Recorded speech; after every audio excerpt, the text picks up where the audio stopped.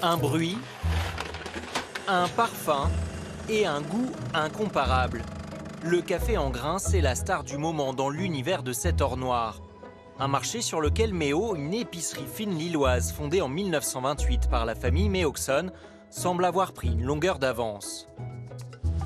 Le fruit d'un long chemin parcouru par cette entreprise, à l'instar de ces sacs de jus venus tout droit des tropiques. Donc là, on a vraiment des gros grains de café qui sont bien uniformes, bien verts. Ça va être justement le Colombi qui est un café très fruité, très aromatique, avec une belle acidité. Méo se fournit auprès de 80 pays producteurs différents. Sa renommée repose sur une sélection des plus beaux arabicas.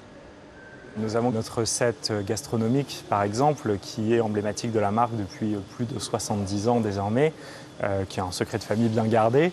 Mais nous avons effectivement ce profil aromatique bien défini et sur lequel nous devons nous rapprocher à chaque production.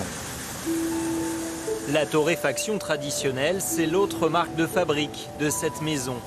La fève verte est doucement brûlée pour libérer toutes ses saveurs.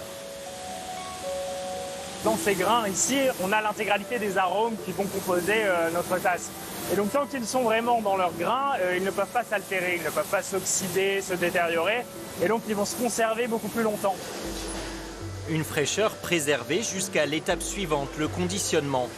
Pas de mouture ici, que du grain. Un produit pur, plébiscité par les consommateurs. Plus 40% de croissance en France en un an. Chez Méo, leader national en la matière, et il représente même 60% des ventes actuellement. Il y a une raison économique. Le café en grains, on est à peine à 13 centimes la tasse. Une raison écologique, on réduit les emballages et aucun déchet derrière à part le marc de café. Et enfin, donc une raison qualitative, puisque les arômes sont préservés extrêmement longtemps.